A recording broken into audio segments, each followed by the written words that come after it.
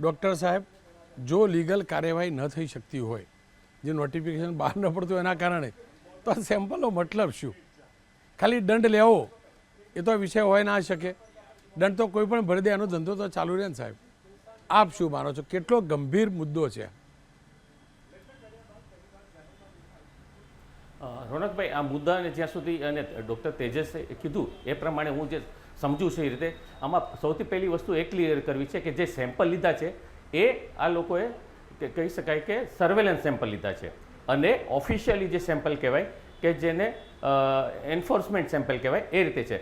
રોનકભાઈ, એ clear છે કે surveillance sample એટલે એવી વસ્તુ કે હું તમને દાખલા સાથે કહું કે ધારો કે અત્યારે વધારે ફરિયાદ આવે છે કે દૂધમાં વેજીટેબલ ઓઇલ ભેળસેળ થાય છે, અથવા તો જે તેલનું જ્યારે વધારે મેક્સિમમ વેચાણ હોય છે ત્યારે ભેળસેળ થાય છે, ત્યારે માસમાં સેમ્પલ લેવામાં આવે છે જે સર્વેલન્સ સેમ્પલ લેવાય છે.